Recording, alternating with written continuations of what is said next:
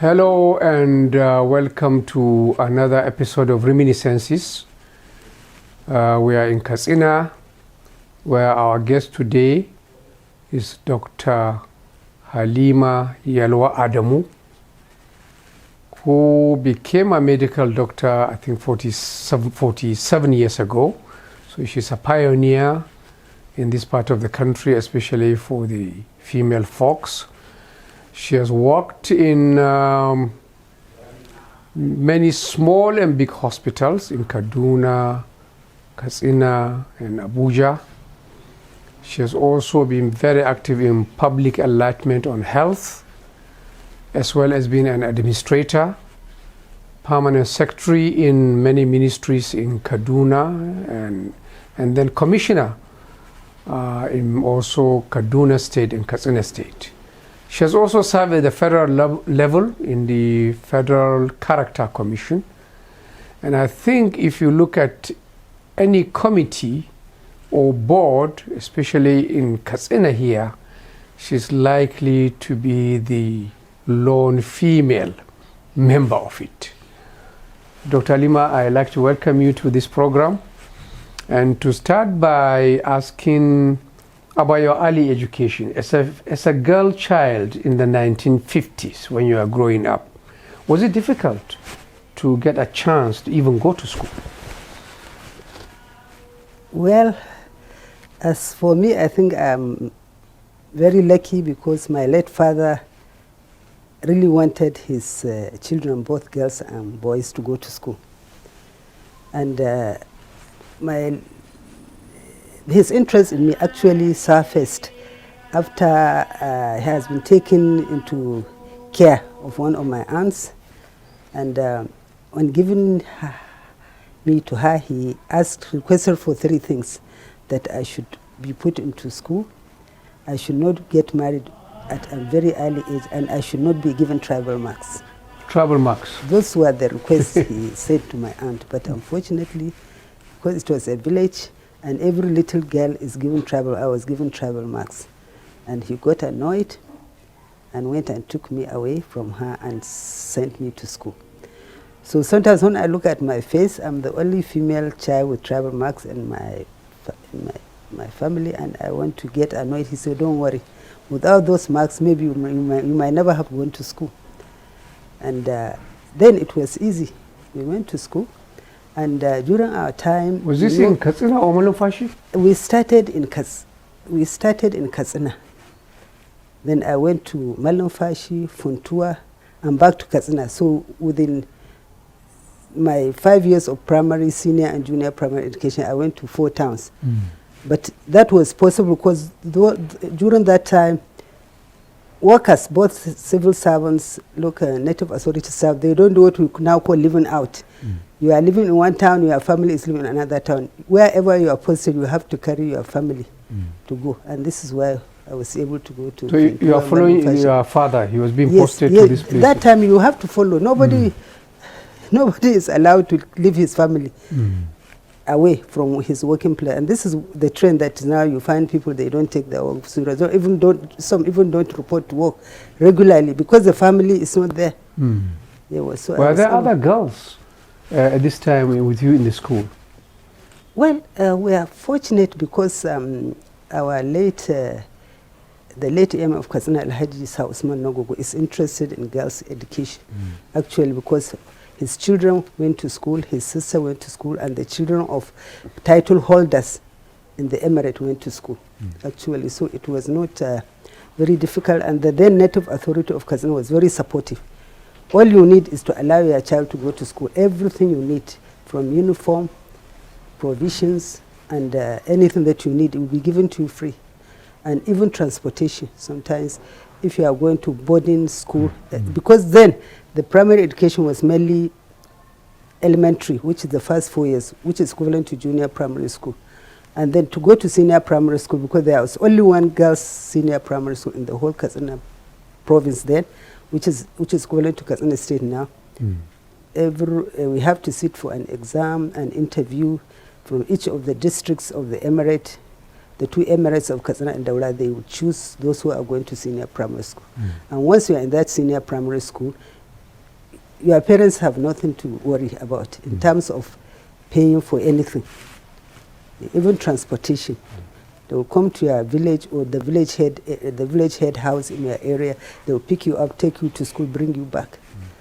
So it was actually not difficult. And you know, we are not many, and we are well taught, because I remember some of the things I now teach children, what I was taught in primary school, even how to hold needle so that you don't stick anybody and nobody sticks you, how to hold scissors, how to hold any sharp object, you know. I was taught in my primary school. And then the concept of being clean, cleanliness, I was taught in my primary school. So we are really taught. I noticed you went to Government Girls College Dala for your secondary education. Was that unusual? Is it because there is no equivalent in Katsina for girls? Up to the time for the military coup of the 1960s, the Northern Nigeria had only 2 government girls secondary schools. That is Queen Elizabeth School Ilorin, and Government Girls College Dala Kano. They are the only 2 girls secondary school. The others are women teachers colleges, and all the other secondary schools are those of the missionaries. So once you are going to a government girls secondary school during our time, you have to go either to Ilorin or to Kano. I see. And I went to Kano. Was it a strange experience for you coming from rural Katsina to this big city of Kano? It wasn't such, because my senior primary school was boarding in Katsina. And then because my father was a civil servant, he was posted to other parts of the country, even though I didn't go with him, but he was posted to Jos, Maiduguri, Sokoto, you know. So I didn't find, and even Kano, I didn't find it strange to be in Kano, because actually that time my father was in Kano when I was in secondary school. The only thing, it was boarding. I'm not staying with them at home, but at least they're available. What decided you, after Dala, after your secondary school education, was it then clear to you, have you started thinking you are going to be a doctor, or is this something that you just went into by accident? Actually, my family background is that of health. I'm from a background of health professionals, like my late cousin, Dr. Tukur Abdullahi, who is the first medical doctor in the family, and my late uncles, his late father, Galadima Abdullahi, my father himself, Aliu Malumfashi, was also in the health, Neabri, they're in the health. We have so many health workers in the family.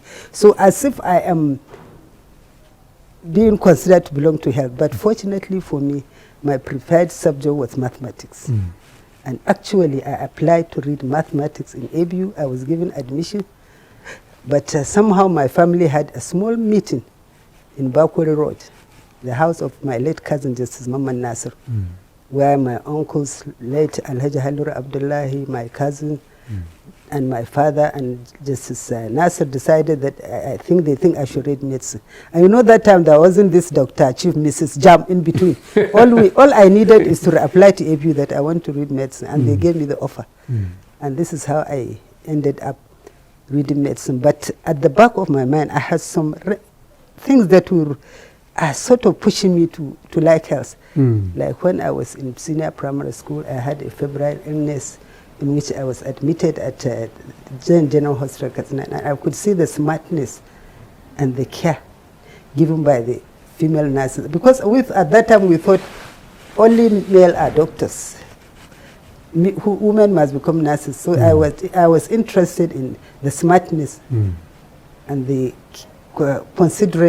consideration given by nurses to patients. So I really had some interest. And then at the same time, there was a time when I was in my primary school, I was taken to a village for holiday. On my way back, we stopped at Ankanjiba, because that time you do half trekking, half cycling, and then if you want to join a transport, that is a lorry, you have to go to a village where is the market. So I was in Ankanjiba on Thursday waiting for the end of the market day so that we can join the lorry with other passengers going to Malumfashi. Then I was staying in the house of Sarkin Tasha, that is of the town, and a woman was brought in, gushing, bleeding. And then I remember how I felt. I wish one could be of assistance to her. These are some of the interesting things that I could remember as a child that pushed me. But actually, my interest was really to be a mathematician. Yeah. Was medicine difficult? Because the impression is a long course. It involves dealing with human body and all that. Was it difficult for you to be a doctor? Most people avoid it because of the length. Actually, it was not difficult. Because during our time, we were not many. I think our class were about 30 or so. To a dead body cadaver, about 5 or 6 of you can cut and see and do everything. And like now, where you may have up to 100 or so students in a class, maybe sharing cadaver with about 20 others. They say it was straightforward, and you know, it says it was straightforward. And then the scholarship we had when we were in the university was very good. It covers everything you do, so you don't even bother your parents. Your scholarship is enough for you to buy your books, to feed yourself, to clothe yourself, to even go to do shopping and even some people use the money to even help their parents and guardians by either buying cycle or bicycle or grinding machine. So it was not difficult. Yeah. It was not difficult. How was your experience with the first cadaver? I don't know. I know some people felt bad, but somehow I don't know. It wasn't shocking. It wasn't shocking like some people, because I know people who ran away from reading medicine when they see the cadaver. I don't think it was. The only thing I know, the boys used to tease us. They used to tease us, you know. And then my experience when I was a medical student, at first when we went in, they thought, because I was bushy looking, I didn't look like a medical student, they thought I was being pushed or favored because I'm from House of Lani area to go and read medicine. And they started following me up till they started seeing our results, and they gave me, and some of them actually told me that when we first came during our orientation, we were asked to explain the meaning of the what do you call it? This of ABU. What do you call it? The cover, the Hatimi. What do you call Hatimi? Yes, that ABU brochure. That symbol, yes. Yes, symbol. What they wrote Jamar Ahmad Bello in Ajami. Yes. And simply because I read it, it's written in Ajami. Yes. They thought they made mistake. I'm supposed to go to ABC then, Abdullah Baro College, which is now BUK, to go and read Arabic or Hausa. Studies. Because of the way you looked. Because the way I looked, and I was able to explain the meaning of Jamia Ahmad Bello. Then I was able to read, and they started following me. They gave up only, they said, when the class test started coming and they saw me not doing badly, actually doing very well. And then they told me themselves that they've been following me to find out whether I was being favored to read medicine because I'm from Katsina. So what happened when you became a brand new medical doctor from Katsina, one of the first actually in the region? What happened to you? Were you then confronted with the challenge of where to work or what to do? We are talking like that. Because even that time, before your result is out, you have been given an offer. Even when we were in the final year, the team came to interview us from the then North Central State, which is the former Kaduna State. And you are given offer even before your result is out. And you know the failure rate is not very high. And we don't have anything. We didn't have problem with the job. The only problem one would have faced is the issue of, you know, I'm from an area where they do early marriage. Not considered married early, but immediately after secondary school, I was supposed to go to marry. And you can imagine I did not marry till I was in almost my last year of in the university. School. I was considered choose. I was considered a choose. Some people even thought I was up to 40 years, and I was just 24. But they are discussing, they say I was choose. This is what they call choose now. When a woman, a young lady, decide to delay marriage for whatever reason. Because if my junior sister would marry at 17, 18, and I delay marriage till I was 24, you know, it was considered an abomination. Yes, but somehow. Were you under pressure to get married while you are a medical student? Not such. You know, that time it was not very difficult to even get married. Everybody would get a husband that time. It's not that people start struggling. I don't think so. We have no problem of getting a husband. Getting a husband is not your problem. Because the young men immediately graduate, they get job. And now what is happening, when the young men don't get job immediately after graduation, and then 6 years later, they're able to get a job. They find the girls they wanted to marry 6 years back look too old for them, and now they start looking their faces into the younger faces. And this is why you find the age of marriage is shifting.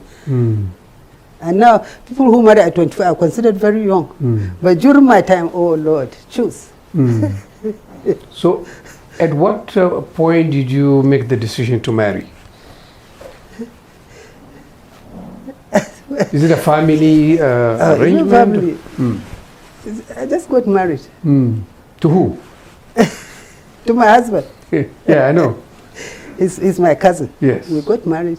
And you know, I'm from a background where what we call this inter-relationship marriage.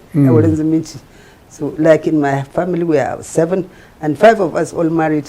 You married cousins? Cousins, yes. It's a Fulani thing. The first and the last didn't marry their cousin. But all of us, so it's like, I don't know whether you call it arranged marriage also, but it wasn't arranged as such, but it's taken for granted. Actually, that time, nobody has problem of getting a husband. So, but how does being married and then you're having this growing career now in medicine, how did you work? Well, you know, that time, the income you have was excellent, both you and the husband. You can afford to actually eat well. What was he doing? Well, he was working. He worked at sugar company, Bachita. He worked at transport. I've even forgotten the transport company he started, you know. So it wasn't easy. It was not difficult as people face, because now I really sympathize with the newly wedded. I say, what will they cook for their husband when they are doing tazarchi, or when they are doing indomie only to their husbands, you know? That time it was very easy. And then also the working condition was excellent. And everybody appreciates everybody. Unlike now, where the issue of appreciation goes around economic or political strength. Once you don't have current economic and political strength now, you are considered as if you are nobody. But that time, the little you do to people, they appreciate it. And it was good. Actually, I enjoyed my work. You are living in Kaduna? We lived in Kaduna, and we lived in... Before then, we lived in Zaria, we lived in Bachita, and then we lived in Kaduna. It wasn't difficult, honestly. And you know, that time we even have support. Relations, they come to support you. So that people hanging around your children, unlike now where people only stay with paid staff, where there is no blood relationship or any traditional or link with their children as domestic staff. During our time, you just have people around you. I remember when I was going to do my postgraduate studies in Liverpool, my stepmom followed me. We had no problem. And even that time, there was no problem of visa. You can take anybody anywhere you want. So it was really nice. I didn't have much. And I enjoyed my studies. I enjoyed my work. My limitation is that I'm considered like conservative in terms of dressing or taking part in some social things. Even in England? Well, in England, you know, that time, well, I will even say in England, but not like now. So this is my limitation. Even right now, people don't hear you around things that are considered modern, you know. And even sometimes people just consider you as if you're... I remember as many times I want to fill the pilgrim's form. Some people will fill for me and ask me to sign because they assume I don't even know how to read. The way you look. I don't look like somebody who should be able to read and write. I still have that problem. And even I remember as a medical student, when we are going through some corridors, some gatemen will stop me. They will let others go. I have that problem. Even when the daughter of late President Omar Erado was getting married, we are going together for a reception with a colleague of mine who's just left a course, Halima Yelwa. They let her in. They asked me to go and sit where we are together. They gave her a big seat and asked me to go and sit where the domestic staffs are sitting because I didn't dress like somebody who should look significant for such occasions. So sometimes I get that embarrassment. Why don't you dress like that? You are a very prominent medical doctor, former commissioner in many. It depends on what you like. It's deliberate. You don't want. I dress now. I dress the way I think I should dress, and I'm all right. But I still get that a little bit. I was so embarrassed. She said, "Why can't you?" I said, "No, this SSS, they can finish me. Since this is why they sent me, they think I stay with domestic staff. Let me go and sit there." I sat there throughout the occasion, and I asked them, I begged them to let me talk to Farida Waziri, who was then the EFCC lady. Because she did the godmother. Because her late husband is my colleague at the Federal Character Commission, later Senator Ajudu Waziri. But they refused. I begged them to go and say I'm the one, but they refused. It doesn't so offend you. I just don't look like somebody who should be of any significance. That doesn't offend you. It doesn't offend me. It doesn't offend me. Because I let everyone go and do what he wants. I noticed that in Kaduna, you quickly left practice of medicine and became an administrator, permanent secretary, later on commissioner. I don't think I left practice of medicine. Because even as a permanent secretary in former cabinet, I had my clinical consultation room in my office. Even at the Federal Character Commission, I was still consulting. Because you see, my advantage is I've been a pediatrician, whether you like it or not. Nigeria is a third world country with a large population of children. So anywhere you go, you see children. So I don't think I left my practice. Up to now, I never left my practice. Okay, but the only thing, maybe clinically to go and stay at the hospital. But whether you like it or not, you must see issues concerning health, growth, welfare, development of the child in Nigeria, yes. But how did you come as an administrator, permanent secretary, commissioner in so many ministries in Katsina, Kaduna? Permanent secretary thing. Well, I would call it we were lucky. During the constitutional rearrangement of the 1979, the power to appoint permanent secretaries was given to the governor. Earlier, it was the Civil Service Commission that promotes. And then since then, people have used that issue. And this is why you find, even the current administration, you find people who are not considered fit to be permanent secretary. Like me, I was not considered fit to be a permanent secretary because I was too young. I didn't have the administrative experience. The only file I ever held was my patient's file, but I was fortunate. The people I met, people I took over who were so nice to me, particularly late Alhaji Balarabe Mahmoud. He's the permanent secretary I took from. I went to his house in the evening to greet him. He gave me everything, general orders, everything to do with administration, and he lectured me about being careful and reading A to Z of everything. And then what I had the advantage is that I used to learn even from the clerk. I was close to everybody, so I was able to learn and take it easy. And you know, that time, being a permanent secretary is not considered a position that you boast of because of economy. Nobody has any excess money outside his salary. So you are just an ordinary person, and they will judge you by the ability in which you are able to cope. I remember one of my our late senior colleagues, late Nakana Rafindai said, "Halima, you keep quiet innocently and you start blowing bombs." Because I was able to listen, I was able to read A to Z. You can easily catch up. And if your education was real education was good, your papers are your papers. You know, you can easily fit in. After any first degree of anywhere there, during at whatever you read as first degree, you'll be able to fit in. So I didn't have problem. I was able to listen. I was able to read. I was able to give due respect to my seniors. I never pushed myself near anywhere that I will either cause problem. And honestly, it has been very nice. And I'm a little bit forgetful. I remember when we were in the cabinet with the late, what do you call him, Professor Ikara. I think he was in the cabinet, Professor Bashir Ikara. And I remember one day we were planning a trip to, is it Russia? I was supposed to be part of the delegation, but I was pregnant or breastfeeding.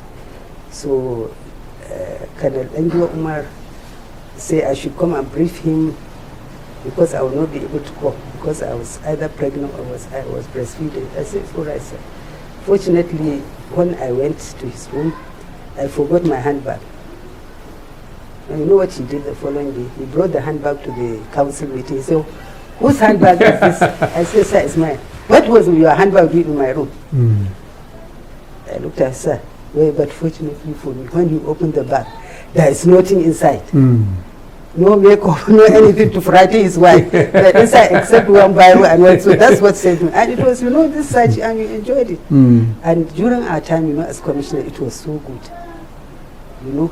But commissionership, doctor, is a political appointment. How come you are picked as a commissioner in so many, in both Kaduna and Katsina? I remember when I came back from my postgraduate course, at the end of my being permanent secretary, the new government of the NPN, where my father actually belongs, because my father was a member of assembly of the NPN, and I was serving under Balaro Musa, yes. PRP, so I was considered PRP. You are PAMSEC under Balaro Musa? Yes. Yes. When my father was a member of this Cabinet State Assembly, yes. NPN, and so when I came back, the late Lawal Kaitas, that I'm PRP, I cannot work with you. And I remember I still, before he died, I said, sir, I'm not the one who rejected me, because I was PRP, and also you people went and impeach my government. We used to joke, and it's nice, and the advantage we have, we are highly respected as commissioners. This is where I actually sympathize with commissioners of nowadays, where a commissioner sometimes is just a picture. You find somebody, even a cleaner and the governor's wife, can interfere with their abilities. I remember when I was going to escort my father for a medical treatment abroad, I went to Engiwa Umar, then Colonel Engiwa Umar said, sir, I'm going out. I learned you are going to have a cabinet reshuffle. Please, am I going to be affected? He said no. But on my return, I was posted to Minister of Planning. I went to him and said, sir, but I asked him, sir, I said, Halima, don't worry. It was pressure from those people, the people who wanted my seat. And they gave it to later Professor, what do you call him? Musa Shock, who is a very close friend of mine. But so you moved from health to planning? I went to planning. Planning from health. Gave me advantage of knowing everything about government. Because that time, you cannot spend, or you cannot bear, or you cannot do anything without getting clearance from budget and planning. And like nowadays, so I really sympathize with the commissioners now. But so was it challenging for you to be a commissioner in your home state of Katsina? Because that's when the state was created, you moved here to Katsina. Well, when we moved to Katsina, I was considered, throughout our 6 months here, I was considered an inherited cabinet. Because we were brought in from Kaduna as appointees of Engiwa Umar. We were brought to serve under Salki Mukhtar. Even though he swore us as commissioners, I think we are five. Late Alhaji Sili Abubakar, Rus, late district head of Ingawa, then Mansur Sodengi, who was in the, what do you call this bank? Bank of the North? Bank of the North. Yes. And then late engineer Abubakar. Usman? Usman, who headed the railways before he died. And then, of course, Lawal Yusuf Sola and myself, we are the only two. Like, we are sworn in, but up to the time we left, we are considered as, they all asked the governor, what are you going to do with the inherited cabinet? And they did not start till we were kicked out. We only served for about 6 months after the state creation. We went back to the hospital. But what I remember that of interest, I remember when we were in the cabinet in Kaduna, and they wanted to test, they were trying to test bread from wheat. That time they are trying to create bread from wheat, not bread from cassava of Obasanjo's son. This one is bread from wheat. Yes. And the sample was brought to us from, what do you call it, Institute of, there's one institute in, is it Institute of Agriculture? I don't know, they brought sample of bread made from wheat and were asked to test. You know what I did? I actually sat on my 2 hands. Every commissioner was saying his verse. And when they came to me, sir, I said, sir, you know why I sat on my hands? Because I don't want to tell lies. I don't even want any spirit to put my hand up to say it's nice, because it's not nice. You know, this is what you cannot afford to do now. The trend, the thought, and the wish of His Excellency are your wish now. You cannot say anything contrary. You cannot go and face a governor and say, why did you do this? I remembered with Sarki Mukhtar, we had similar. He was calling me lady and gentleman. I said, sir, why are you calling me lady? And he said, because when he came to the state, he asked if there are any women. They said there are no women. I said, sir, can I be of any help? He said, yeah. He asked me to give him a list. I gave him a list of women. And he put them in his drawer, and he started to appoint into his government. He started appointing, making some chairman, all this, and then we started to fight with the people. Where is it? I said, sir, especially of the former, I said, sir, you don't have to know all the women in Katsina, but being a woman and from a university setting, at least you should have asked me. But because you didn't ask me, he asked me, I gave him. So this is the issue, you know, which now commissioners nowadays cannot even do it. You know, and really, I really sympathize with them. Some of them. Tell us a little bit about your career at the Federal Character Commission. Well, I mean, for a doctor, you have served public health commissioner and all that. How come you are given this rather odd appointment? You know, the Federal Character Commission, Halima Adamu, Wazir Mifika, is a very tough guy. You know him with his with his stand. So it was straightforward. And then actually we were just trying to establish the structure of the commission, and we were able to tour, we were able to report, and also we were able to serve as both federal level and state level, because unlike some of the commissions like INEC and other commissions, you find the national commissioners are different from the state commissioners. But for the Federal Character Commission, the national commissioners are also the commissioners of the zonal commissioners. Yes, so we have, no, the state commissioners. State. So I was able to have my office in Katsina State and also an office in Abuja.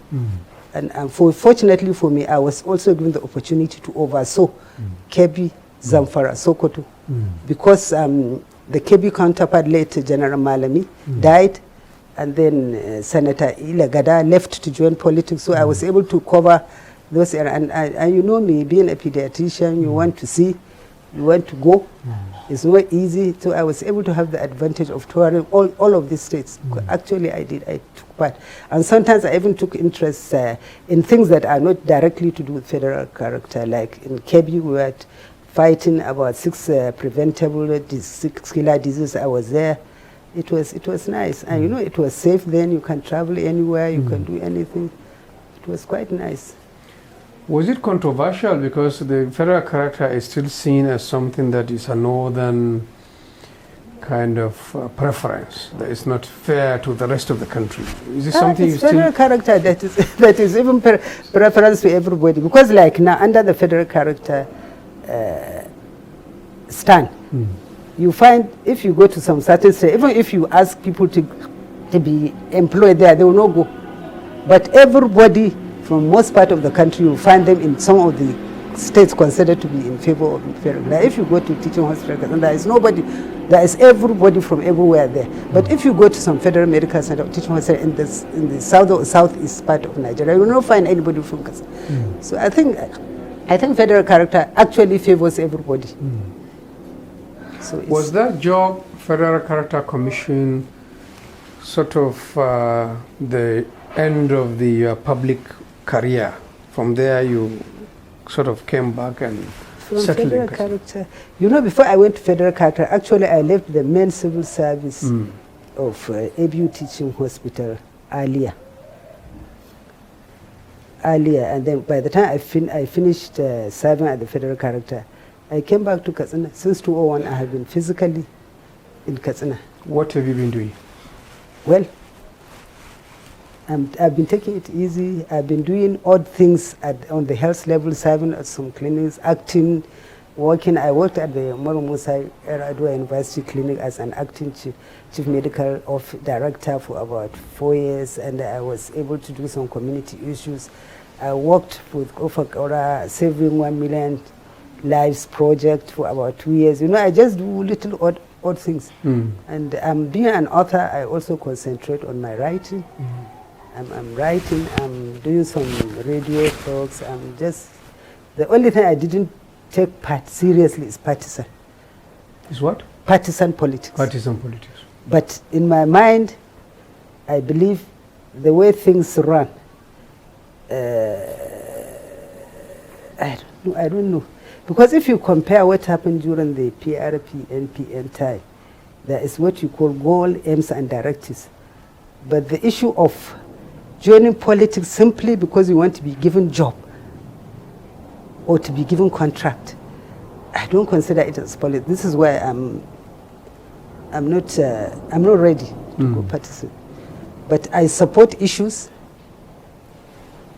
I support people. But the way things are, it's not easy. And I'm one of those who believe in God, believe in principleness. All this defection and all this thing, I'm not, it sometimes makes me, I want to feel, I don't know. And that's why I cannot do partisan politics, the way it is being practiced. Yeah. But what of your old association with the PRP? Is this still there? Do you still have sympathy for a party like that?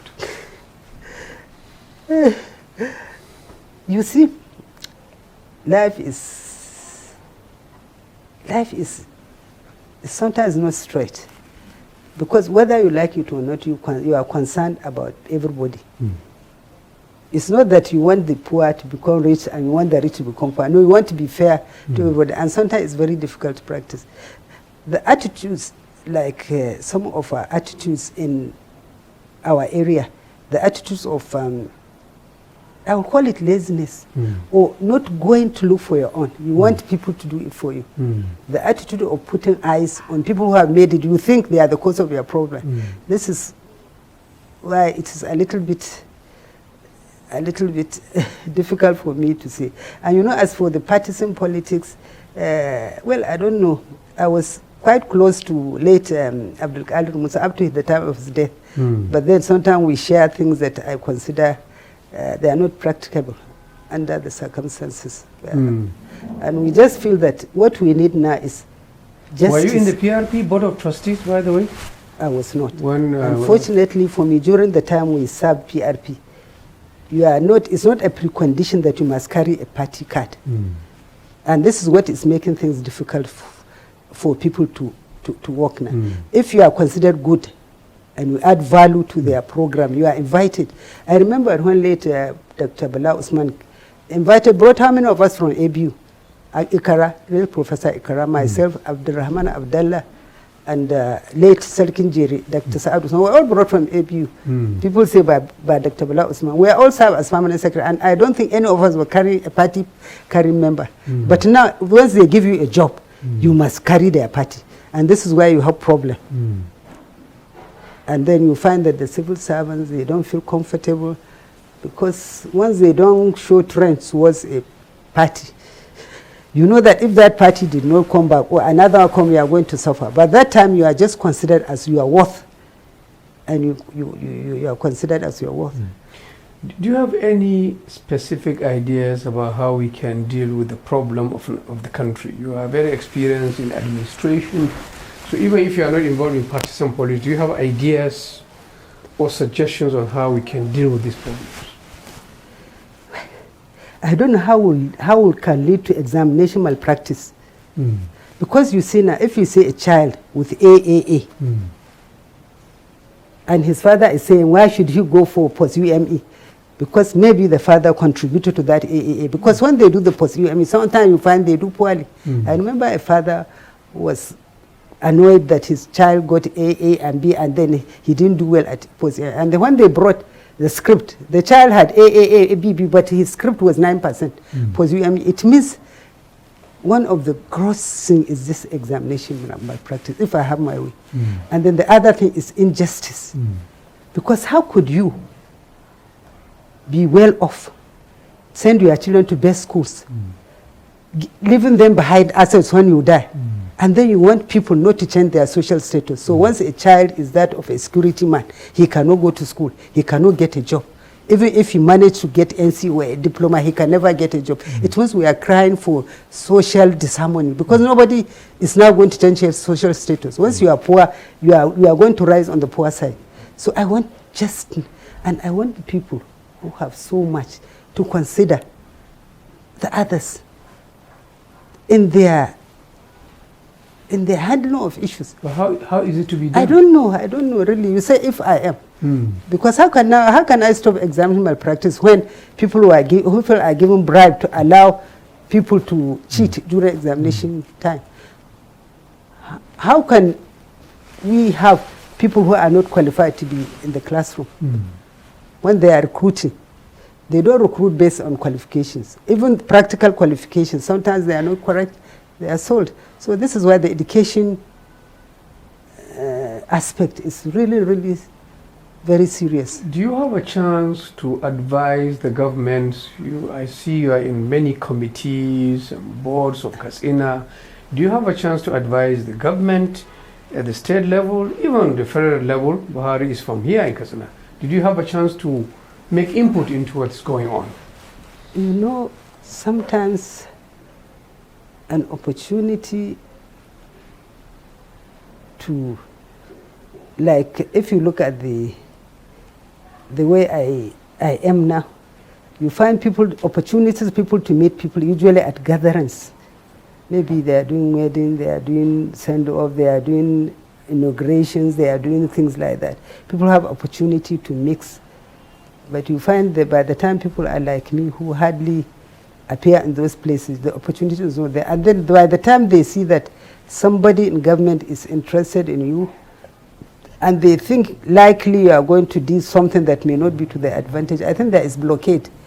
And I'm not very pushful when people are blocking me. That's one of my major weaknesses. I just sit quietly, go into other things I'm interested in. So you have not been specifically invited, let's say, to make an input, either at the federal or the state level now? I don't think I was invited, because I remember there was a time they were having Northern Governors Forum in Niger State, and the issue was to do with health. So one of my schoolmates, who is a nurse, she's Nupe, rang me. Auntie, I said, what is it? Which room are you? She just automatically thought in that team of Katsina I would be among. I said, where I am in Katsina? You mean they didn't bring you along to discuss? I said, no. So these are some of the things that people you just have to push your way. But this is why I say, when you don't have current economic weight or current political weight, you are considered as a nobody. Maybe they will say, Madam, first doctor, and beyond that, nothing else. So there is nothing you can do about it. And if you are not ready to do otherwise, you are not ready, you are not even in a position, you cannot even do it, then you just sit and mind your own business. So what do you do now? What do you do to occupy your time? I do a lot of things. I do teaching. Like most of my domestic staff, I make sure I teach them how to read and write, even some of them, how to encourage them to go to school. Then I do the Islamia side, I read the Quran regularly. I'm actually working on the languages, on the words, Arabic words from the Holy Quran that are into Hausa. I'm currently working on that. I'm being an author, I'm also writing on many issues. You know, I'm interested in writing because I believe if you die, your software brain is gone forever. If you don't write or don't teach others, it means whatever you have is gone. And this is where I believe I should teach others, either physically or you write or you discuss. You know. How much of your writing is published, is available widely for people to read? Unfortunately for me, 2 of my main works are in Hausa, and they're medical. And you know the Hausa language now is suffering because people, they don't even know how to read and write Hausa. If you look at body languages of lorries, you would cry. The orthography of Hausa is gone. Even on invitation card, they will write Azo. You know Azo is 2 words. Azo? Azo Lafia. You are invited to come, but they always put Azo as well. Because they don't know in Hausa a verb is very important. It's not joined before or after by any word, but they don't know the orthography of Hausa is missing. So if you read Magana Jari or Liademi Karfi or Gandoki, you find that really what is happening to Hausa is so sad, you know. So I've written on childhood. So these books are in Hausa? Two are in Hausa, two I've written for, four are in English. What are the names of the Hausa ones? The first name is to do with breastfeeding. For women to know how to... Yeah, the value of breast milk, including some songs. And then the other one is on hearing loss. Okay, I've seen that. In Hausa. And then I've written in English about HIV. Hearing loss in children, right? Hair loss in children. A little chapter of hair loss in adults, which is catching me up because of old age. So these are some of the things I have personally. And the ones in English? HIV/AIDS. It's in English. It's in Yes, English. and right? we have written. I have written a chapter on non-communicable diseases, and I have written a chapter on some books, and I've reviewed some books, and I have some papers, almost like COSI books that I have written for primary healthcare workers. You know, like how to simply make diagnosis easy, how to do basic laboratory tests, you know, and how to look at common problem of the skin, because it's a skin an area people tend to forget. And there is so much. So this is Do you write on general topics? I noticed something about a chapter on Balarabe Musa. Yes. What is that about? Is it you know, they were writing about him, and the some was that have worked closely with him to write. Well, I told them what the experience I had, because I remember when I was made permanent secretary, late Mala Abdi Yazid called me to his house. I said, sir, whether I would accept it, I said, sir, but you know, because that time I had been offered to go abroad and read membership on the Royal College, but somehow, I don't know, before I took my decision, they just announced that I was made permanent secretary, and I moved. I was in the Ministry of, I think I started as Ministry of Social Development and Community Development. Then I moved to, I don't know, I moved to health. I know I was in health also. So I'm still interested in writing. And I'm interested in listening. I'm not very good at watching. Yes. But I like to listen. Because listening allows you to imagine. But if you are physically seeing somebody, you cannot. So I like listening. Yeah. I listen to programs, and I listen to discussions. Yeah, you've won so many awards, so many honors. OFR, ON, and all these honors both.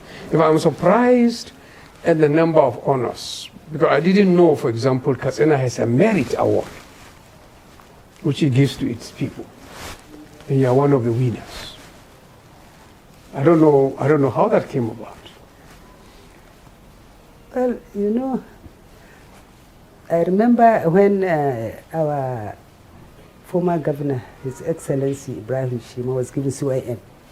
One of a very close associate of the party came to my house and said, congrats, oh, we are just wishing you have had one. I told her I had my OFR since 1990s. Said, but why are you not talking about it? They said, they don't talk about it. You only if you have a current economic weight and current political weight. At that time they discuss anything to do with you. But quietly, you mean you have all these honors out there? But what do you do with the honor? Because the honor initially was even giving you privilege, like if you go to airports, somewhere giving you don't pay to be in the VIP and many things. But now I don't know what it is. It doesn't work that way. But I don't know. It's nice to have the honor. And there's one that struck me also. Two honors actually from Canada. Yes. One to do with mathematics. That was my best subject. How come you got that one from Canada? You see, when I was in school, our transport officer was a Canadian teaching us mathematics. And she's in charge of transportation of students to their homes. So I'm her secretary. She just invited me. Everything we do together, we make lists, we go to the bank, we collect money, we distribute money to This was in Kano? Kano, Government Girls College, Kano. And I think she is the one who recommended me to have that. And actually, I love mathematics. it's nice to have mathematics and it's straightforward. With the only subject you can get 100%. Any other subject will give you 100%, sometimes go but in math you can get you 100%. So you won that award from Canada? Yes, they gave it to me from Canada. I don't know. And then also I had this deaf something which I'm interested in. Also a Canadian award? No, I don't know. I can't remember what it was, but it was it? Yes, it was a Canadian award. I worked with one Canadian lady at school for the deaf, Kaduna. It's a private school for the deaf near Government Girls Secondary School, former St. Faith. That's where we were. I had that. We are the founding members of that, and I had that award. I'm interested, and actually that award and the work I did for that school pushed me to write my book in-house on hearing loss. And I had the opportunity when I was doing some of my training in UK. I was able to visit most facilities to do with hearing loss and such problems. I notice you keep saying that if you don't have economic and political weight, people don't even seem to remember or consider what you are. You know, for example, if after I left Federal Character Commission, I have been a minister, or I'm currently ambassador, or currently one of these. That's the political level. It's current, because even those who have had it, when they are not current on it, that's why I insist on current, because I really had political weight before. But if your current weight is not significant, current in Nigeria, they tend to. Like now, I was trying when I had the death of late Malam Musa. I put Musa, and they kept talking about Hannatu. All my Google. I said, because currently Hannatu Musa has overshadowed. But if you consider the role late Musa has played, you can never imagine if you put Musa, they will not talk about it. You know, that's the meaning of the current. You must be there and then. But how does it affect someone like you? You had a long and distinguished career. And is it that at the end of that career, one doesn't feel well recognized or rewarded by the society? It's just that one doesn't, like, I belong to one group of, to do with, it's a learning center in Malumfashi, started around to honor the late Galadima Abdulmumini, who is my father-in-law, learning center. And then somebody mentioned me, that I have been given one award. Then somebody wrote, but what has Dr. Halima Adamu done? You know, at his own level, he doesn't know me, because nobody mentions me. Nobody. This is why the children of nowadays, because they are very poor at going through history and reading, they only know the people that they are working currently in and this is the level which, unless you have a current political or economic value, you know. And another experience I had was some years back. I lost an aunt and I was trying to locate her house. She's a senior sister to late Alhaji Hallo Abdullah, who is very well known, highly brother. And we were there trying to look for her house, and we said, do you know the house of the sister Hallo? I said, Hali Saadu. Because currently Hali Saadu, the one who married the former Taraba governor's wife, he's the one reigning now. So the children, and someone said, hey, you know they have forgotten about Hali. Because all they know now that is Hali Saadu, a rich man from Malumfashi, young, successful, even he has married the wife of the former governor of Taraba. This is why, so once you don't have that current value, you tend to. Yeah. And what did you feel when you walked into this house? What did you feel? I feel that you are living modestly. For somebody who has done so much. That's quite my frank opinion. So you see, this is, and when people, but you know what I say is true, Alhaji Kabiru, you are just trying to tease me. But do you feel personally fulfilled? I feel. Look, you have done the best you can. I feel. And this is why I don't go further looking for any particular advantage economically or politically. Because I know I can. I'm living comfortably. My children, all 6 of them have gone to school. They've got jobs. My 2 wards, the people I looked after, they are all graduate, they are all working. I feel comfortable. Yes, you don't have really. And this is why why when people want to say thank you, you know, normally some people want to say thank you. Like one of the people who have been very, very, very, very, very considerate and think I have controlled his life is the Minister of Aviation. He keeps doing things for me. He said he can remember when we were students, how I insisted they remain on full payments, and I was so kind to them. But not so many people remember what you have done to them while they are growing, you know. But and when they see you don't look sick, you don't look worn out, you don't look what they consider as suffering, they just don't see any reason why they should remember what you've done to them and thank you. So this is what I mean. I'm comfortable. I'm not looking for any additional advantage. And actually my people used to say, Naibachi, where I've been sleeping. Because if they know the way I'm connected to, like we had two presidents from Katsina State, and personally close to the two of them, late Umar Adwa and President Buhari. But they start wondering, why don't you have any advantage of being considered for any? I say no, but I still have higher gas for them. I still have higher gas because I don't believe you only regard people who give you. Because they still respect me. I still, up to the time of his death, Umar Adwa respect me so much. He said, Halima, there was a time where Halima, I'm the cause of the women problem in Katsina. If I had gone partisan, maybe things would have been better for the women in Katsina. You know, I have higher gas for them. I have nothing to do against the present government, you know, in terms of, because I was not given anything, because I consider some of the valuable things they are doing that will affect the well-being of others. Because after all, I'm going to be 73 in August. So if you remember Surah Yasin, verse 68, if God give you long life, He's going to reverse you. And now we are being reversed. I'm working with a stick, wearing glasses. You have to shout for me to hear, you know. So what am I looking for? It's just to help others and do it. I have nothing against anybody. That I'm not looking for any additional political or economic thing. And I have no grudge against anybody.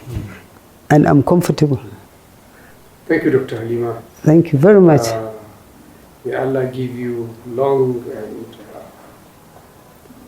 peaceful life, which is what you need. And also, I believe the opportunity to continue contributing to the country. And viewers, I hope you followed this conversation with Dr. Halima Adamu, pioneer medical practitioner from this part of the country.